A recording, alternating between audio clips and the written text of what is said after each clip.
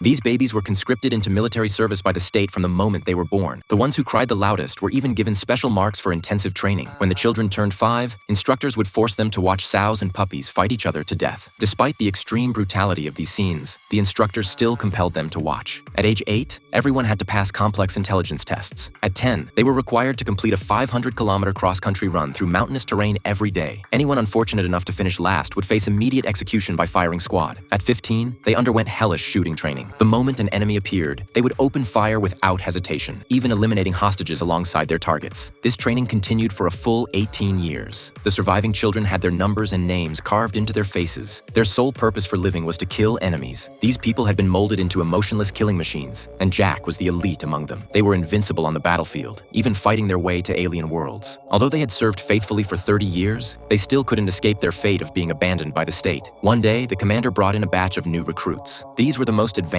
super soldiers, with endurance and speed several times that of the veterans. To improve the army's combat effectiveness, the commander planned to replace the veterans with the new recruits. However, this decision met opposition from the captain, who believed that battle-hardened veterans possessed superior combat experience. After discussion, they decided to settle the matter through competition. The captain directly sent out Jack, the best of the veterans. To prove the new recruit's superiority, the commander gave Jack a 30-minute head start, then sent out the new recruit Mark. Unexpectedly, Mark caught up with Jack very quickly and won the race by an overwhelming margin, without even breaking a sweat. But the captain wasn't ready to concede defeat easily, so they began a combat match. The soldiers quickly climbed up chains and began fighting. However, facing the powerful Mark, even 3 veterans together were no match for him. The 3 dead veterans were heartlessly discarded, thrown like garbage onto a desolate planet. But just then, Jack, one of the 3 veterans, suddenly regained consciousness.